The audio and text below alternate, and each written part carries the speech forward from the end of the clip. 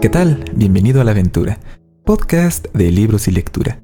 Yo soy Bosco, este es el episodio 158 y en esta ocasión hablaremos de El cuento de la criada, de Margaret Atwood.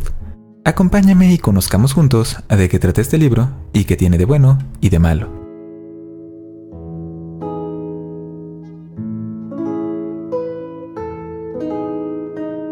Una de las ventajas de que los creadores de cine y televisión tengan una necesidad constante de historias es que muchas veces recurren a los libros.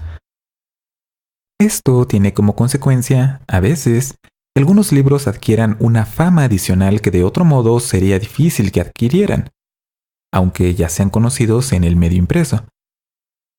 Este es el caso del libro de esta semana. El cuento de la criada, de la escritora canadiense Margaret Atwood, publicado originalmente en 1985. Este libro ha sido adaptado a la televisión por el servicio de streaming Hulu este 2017. La versión de televisión, que en realidad es televisión en línea, adapta la historia y la expande, y ha recibido una muy buena recepción por la crítica, por el público, y también ha ganado varios premios Emmy, que son el mayor reconocimiento a la televisión en Estados Unidos. Esta, por cierto, no es la única adaptación de este libro. Existe también una adaptación al cine de 1990 que difiere bastante del libro en algunos aspectos, y también existen versiones de radio y de teatro. Además, este libro tiende a ser desafiado en las escuelas de Estados Unidos. Ya sabes, esto que pasa cuando los padres ven algún libro en la lista de lecturas de las tareas de sus hijos y deciden que el contenido que tiene no es el apropiado, o también cuando ven en la biblioteca, en la sección juvenil o en la recomendación de los libreros a cierto libro que no les parece muy apropiado, también pueden desafiarlo y quejarse. Esto porque el cuento de la criada tiene mucha violencia, contenido sexual y también hace una crítica muy dura a la religión. Esta ha sido, creo yo, una de las razones por la que la historia de este libro se mantiene vigente. Así que mejor empecemos a hablar de qué trata este libro para conocerlo mejor. La historia nos es contada por su protagonista. Nos cuenta que ella y otro grupo de mujeres vivían en un gimnasio y dormían en camastros. Eran vigiladas por la tía Sara y la tía Elizabeth, que cargaban todo el tiempo con bastones que dan descargas eléctricas, generalmente usados para controlar al ganado, pero que ellas lo usaban para disciplinarlas. Ella y sus compañeras tenían prohibido hablar en voz alta, así que se comunicaban unas con otras a través de susurros discretos, teniendo cuidado de no ser vistas ni escuchadas. Un par de veces al día salían al campo de fútbol a caminar. El campo, por cierto, estaba protegido con alambre de púas y guardias armados que nuestra protagonista llama ángeles, los cuales tenían prohibido hablar con ellas o, bueno, verlas. Siempre les daban la espalda. De modo que nuestra protagonista y sus compañeras lo único que pueden hacer es intercambiar sus nombres en las noches, antes de dormir, pues el resto de los días se la pasan escuchando a las tías, que les dan lecciones, escuchan discos y en general las preparan para una misión muy importante que tienen que cumplir. Después damos un salto al presente, en el que nuestra protagonista vive ahora en un cuarto, que ya no es nada más un espacio en un gimnasio, pero sigue siendo muy austero. En él no hay cristal con el cual cortarse, ni ningún lugar del que alguien se pueda colgar. La puerta no puede cerrarse con llave, ni siquiera se puede cerrar completamente, y el cristal de la ventana es irrompible. Estas adaptaciones a la habitación se han hecho a partir de experiencias anteriores con las ocupantes que vivían en esta habitación antes que nuestra protagonista. Ella nos cuenta que esta forma de vivir es para las criadas, el grupo al que ella pertenece, un privilegio, no una prisión. Las criadas se visten por completo de rojo, con la excepción de las alas de su sombrero que están diseñadas para que su rostro esté oculto de la mirada de los demás. Imagínate esto como el cono que le ponemos a nuestras mascotas cuando les han hecho cirugía o algún otro tratamiento médico, y no queremos que usen su hocico para morderse, rascarse o de otra manera contaminar su herida. Así es el campo de visión que tienen las criadas. Solo pueden mirar lo que tienen justo enfrente de ellas. En la casa en la que vive nuestra protagonista también hay Martas. que son mujeres en uniformes verdes que se encargan de las tareas del hogar, limpiar, cocinar y esas cosas. También hay una esposa, que es una mujer que viste por completo de azul, mucho mayor que la mayoría de las mujeres de la casa. Además, hay un comandante que es la persona a cargo de toda la casa. Nuestra protagonista a veces escucha, a escondidas, las conversaciones de las Martas. Es en muchos sentidos la única manera en la que ella puede estar enterada, pues el lugar en el que vive le restringe mucho la información a la cual tiene acceso. También le sirve para no sentirse completamente aislada, pues tiene prohibido hablar con prácticamente todas las personas de la casa. A veces escucha que las Martas consideran a nuestra protagonista despreciable, aunque por ahí hay alguna que admite que si ella misma fuera más joven y pudiera tener hijos, estaría en la misma posición que nuestra protagonista. La relación de nuestra protagonista con la esposa de la casa es distante y bastante hostil. La esposa la evita tanto como le es posible mientras pasa su tiempo tejiendo y fumando, algo que en realidad no debería de hacer, porque fumar está prohibido para las mujeres. Pero bueno, como ella es una esposa y el comandante del cual es esposa es una persona muy importante, puede adquirir cosas en el mercado negro. Porque eso sí, la esposa se la pasa recordándole todo el tiempo a nuestra protagonista que el comandante es su esposo y que así va a ser para siempre y que nada nunca jamás va a cambiar eso. Nuestra protagonista nos cuenta que parece reconocer a la esposa como una mujer que antes se llamaba Serena Joy, una cantante religiosa que tenía un programa de teleevangelización en el pasado, cuando las cosas eran diferentes y las mujeres aparecían en televisión. Otra persona que vive en la casa es Nick, un guardián de la fe que básicamente hace trabajo manual en la casa. Él, como todos los hombres excepto el comandante de la casa, tiene prohibido ver o hablarle a nuestra protagonista, pero de vez en cuando lo hace. Nuestra protagonista no le hace caso ni lo delata porque teme que en realidad sea un ojo y esté tratando de engatusarla para que demuestre desobediencia y así poder encerrarla y después lo que le pase es bastante malo. Una de las tareas de nuestra protagonista es salir de compras, por los pocos productos que aún se encuentran disponibles en las tiendas debido a la guerra. Esto lo hace acompañada de otra criada, su compañera llamada Of Glen, o de Glen, como se llamaría en español. Ambas son muy cuidadosas de no decir nada frente a otras personas, excepto los saludos y frases permitidas que son bastante formulaicas y repetitivas. Aún así, se las ingenian para conversar discretamente. Deben ser cuidadosas, en particular con los hombres, los cuales deben ganarse su derecho a casarse y solo si hacen un buen trabajo en la sociedad, pueden tener algún día el derecho a una criada para poder así tener hijos. Además, todos los ojos son hombres y esos son los que pueden delatarlas haciendo cosas inapropiadas. Desde luego, como ya dijimos, ser descubiertos es algo bastante malo. El no cumplir con las normas que son muy estrictas en esta sociedad es motivo para que te toque ser ejecutado o ejecutada. Y esto aplica incluso para crímenes o faltas que hayan sido cometidas en el pasado.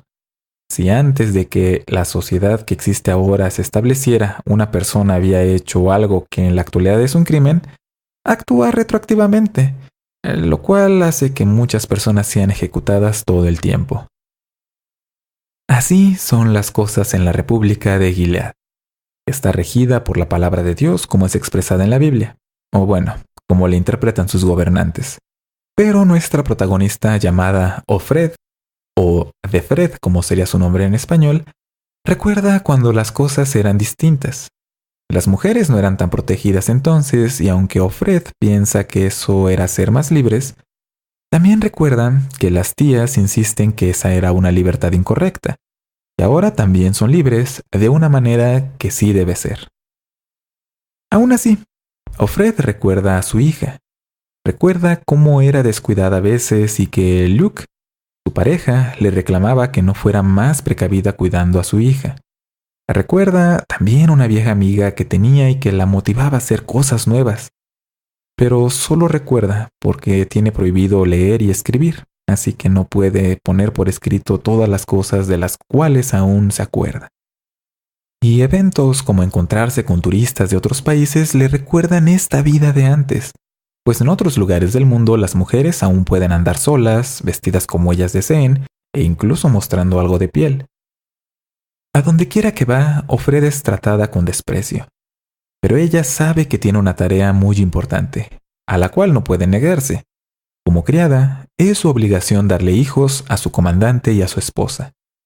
Y si se niega o intenta escapar, eso le puede costar la vida. ¿Cómo llegó el mundo a convertirse en lo que es ahora? ¿Quién era Ofred antes de convertirse en una criada? ¿Y por qué es que aunque las criadas tienen una función importante en la sociedad, son rechazadas por todo el mundo? Eso lo descubrirás leyendo El cuento de la criada, de Margaret Atwood. Y ahora que sabemos de qué trata este libro, pasemos a hablar de ¿qué tiene de bueno? ¿Por qué disfrutarías de leerlo? En primer lugar, y lo más evidente de todo, es que este libro cuestiona el papel que tienen las mujeres en el mundo. A través de presentarnos una sociedad en la cual se exageran algunas de las creencias que tienen las personas del papel de las mujeres, es que se nos revela un poco las consecuencias que tienen estas ideas. Para dejar esto más claro, el hecho de que las mujeres en la República de Gilead, que es este lugar ficticio en el cual ocurren los eventos de este libro, no tengan posibilidad de trabajar o de tener propiedades, es un poco lo que a veces expresan ciertos grupos conservadores acerca del papel de la mujer. Que la familia se vino abajo en el momento que la mujer abandonó la casa y dejó a los hijos y dejó de cuidar a sus esposos y se fueron a trabajar y a conseguir sus cosas. Suena algo muy anticuado. Pero hay personas actualmente en el año 2017 que eso creen. Y no solamente hombres, sino también mujeres. Es algo bastante interesante de este libro. Uno de los personajes, la esposa del comandante de la casa en la que vive Ofred, la que tenía su programa de televisión, precisamente en su programa se la pasaba hablando acerca de que la mujer debería ser obediente y mantenerse en la casa y nunca andar en la calle sola, y que deberíamos siempre respetar los valores esenciales de la familia como aparecen en la Biblia. Y estas cosas que ella predicaba pues se volvieron realidad, lo cual no la dejó muy feliz, porque le quitó toda la libertad que tenía y ahora depende de las cosas que decidan los hombres acerca de su vida, de su cuerpo y de lo que puede o no puede hacer. Algo común en las sociedades o grupos sociales en los cuales se trata de limitar el papel de la mujer en la sociedad es que tratan de controlar su vida sexual y reproductiva. La explicación de esto es un tanto complicada, pero tiene que ver con el poder. Con el poder de decidir, que es a final de cuentas la libertad. En la República de Gilead, la reproducción es sistemática, como si fuera una línea de ensamblaje, en el cual las criadas son únicamente una herramienta para tener hijos. Porque a lo largo de todo el libro se hace muchísimo énfasis en que ellas no tienen ningún tipo de libertad y son una propiedad. En algún punto del libro se nos explica que Ofred tiene poco tiempo en esta casa, pues no es la primera criada que han tenido ahí. Porque después de que una criada le da un hijo a uno de los comandantes, es mandada a otra casa para que le dé un hijo a otro de los comandantes y cambia su nombre. De ser Ofred, es decir, de Fred, propiedad de Fred, pues adquirirá otro nombre en función de la persona que ahora sea el comandante. Así que si el comandante se llama Frank, pues se llamará ella de Frank. Si el comandante se llama Joe, entonces ella será de Joe. Pero por sí misma no tiene identidad. Para todo, para lo que sirve es para tener hijos. Y de nuevo, esto suena a una gran exageración, y lo es. Pero, insisto, en la actualidad, en el año 2017, hay personas a las cuales si les preguntas cuál es la función principal de la mujer, te van a contestar que es tener hijos, ser madres y procurar que la especie continúe. Palabras más, palabras menos, pero esa es la idea central de esta creencia. Y esto es lo que introduce otro de los temas centrales de este libro y que pueden ser muy controversiales. Es que estas creencias son una interpretación de escrituras religiosas. En el caso particular del cuento de la criada, de la Biblia. Se supone que la sociedad en la cual vive nuestra protagonista se rige completamente por lo que dice la Biblia. Claro, no precisamente a beneficio de las mujeres, pues la interpretación que se hace de este texto la han hecho hombres, a su conveniencia. Si te preguntas por qué a cierto grupo de mujeres se les conoce como Marta y por qué a las criadas encargadas de tener hijos se les llama así, tiene que ver con distintos pasajes en la Biblia en los cuales se describen las funciones que tienen algunas de las mujeres que aparecen en este texto, llevadas al extremo e interpretadas de una forma muy conveniente para las personas en el poder de Gilead, que son hombres. Antes mencioné que esto es controversial porque puede que algunos lectores y lectoras sientan que lo que expresa la autora es un ataque directo acerca de las creencias religiosas de las personas que creen en la Biblia.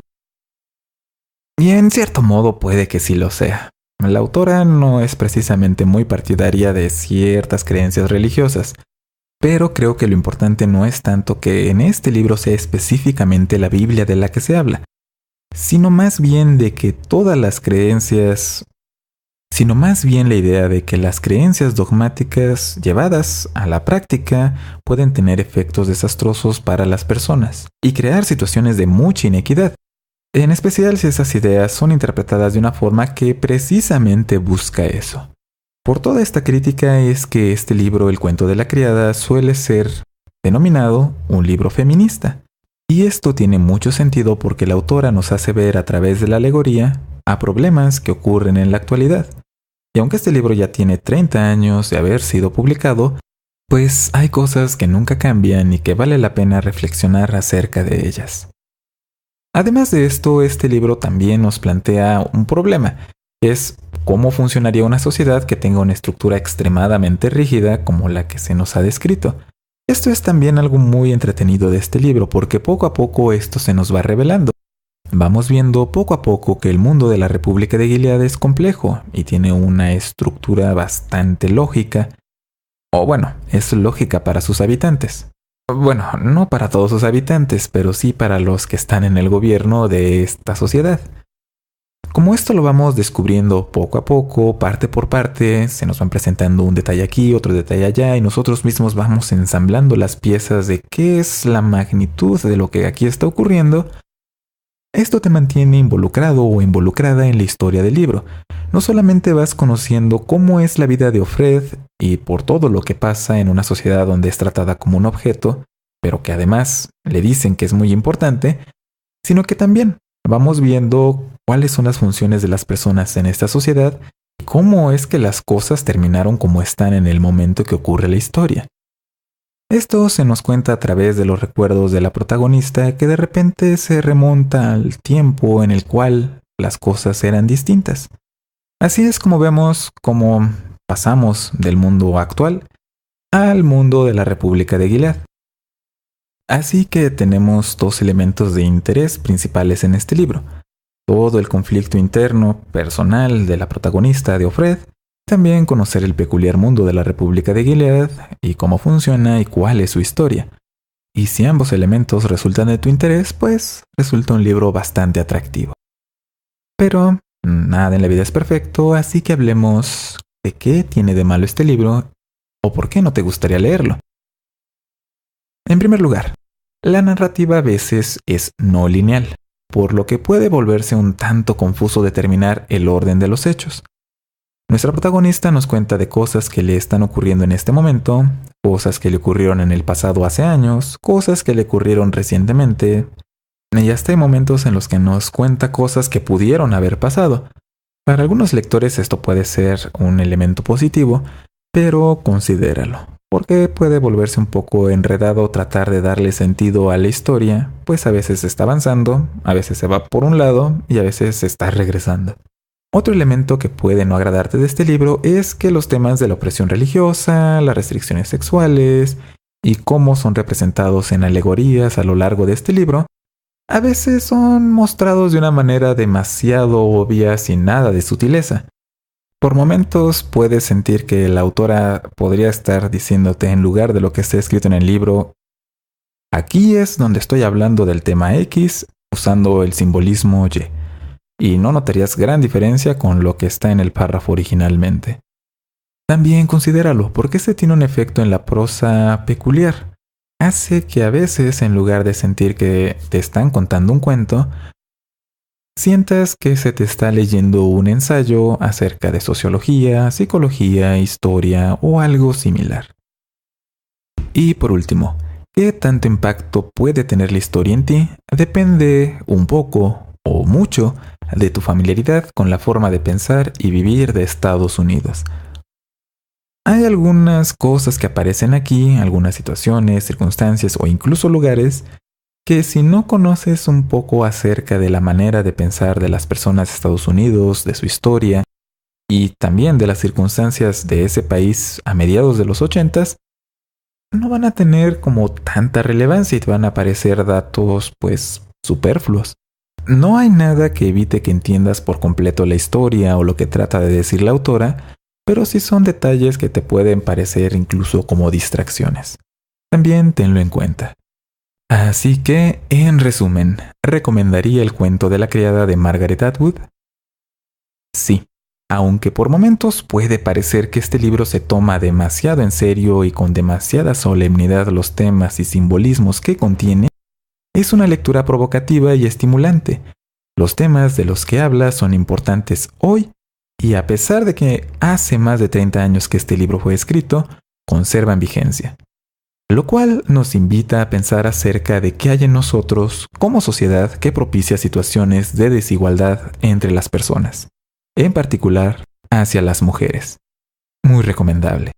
Y esto es lo relacionado con el libro de esta semana, El cuento de la criada de Margaret Atwood. Ahora la parte final del podcast.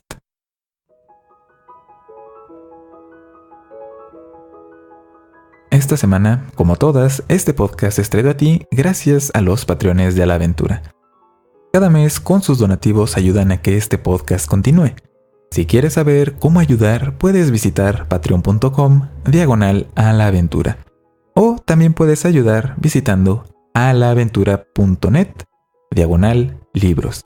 Ahí puedes comprar todos los libros de los que hemos hablado ya en el podcast y con eso también contribuyes un poco a continuar con A la Aventura. Todo está en alaaventura.net. Y esta semana hay muchos saludos pendientes, así que mejor empecemos con ellos. Hay saludos para Karel Cornejo, que es para mí siempre un placer leer todos tus comentarios. A veces soy muy malo para contestarlos, pero siempre los leo y siempre me anima mucho leerlos, hasta cuando estás en desacuerdo con mis opiniones. Saludos también para Estefa Seraza, para David Luébano, que se ve que sabe acerca de emperadores romanos, en particular de aquellos que hacen meditaciones. También saludos para Kense G. Brambila, gracias por compartir este podcast con las personas que conoces. Saludos para Víctor Arroyo, para Manuel Chatelain, Carlos Blázquez, Orlando Muñoz, Jim Lobo, María Balt, Sofía Aguilar, Isis F. Yedra y Rafael Cross. A todos ellos, gracias en especial por compartir sus libros que les recuerdan a algo de su infancia. Hicieron que recordara yo algunas cosas y también me dieron ideas de libros de los cuales puedo hablar en A la Aventura. Saludos también para las personas que interactúan con A la Aventura en Twitter, para @Diego21, @Manofuerte, @SandyMandy32, @Narepixi, @Naturaambiental, @DanielSenos y @Que leemos hoy. A todos ellos, muchas gracias. Y también muchas gracias a ti por escuchar este podcast. Y recuerda, lo de siempre, visitar alaaventura.net. Allí están todos los episodios de A la Aventura. Por lo que si esta es la primera vez que escuchas este podcast, te conviene visitar la página de A la Aventura. Allí están los enlaces para que te suscribas y recibas este podcast automáticamente en tu teléfono, tu computadora o tablet. También están los podcasts amigos de la aventura que te recomiendo escuchar y algunas otras cosas de interés, como los enlaces para interactuar en Twitter, Facebook, correo electrónico y otras más. Todo en alaaventura.net. Y eso es todo. Que tengas un excelente día y no dejes que nadie te convenza de que no eres especial, porque yo sé que sí lo eres, a tu manera. Y recuerda, mejor nunca significa mejor para todos. Siempre significa peor para algunos. Hasta la próxima.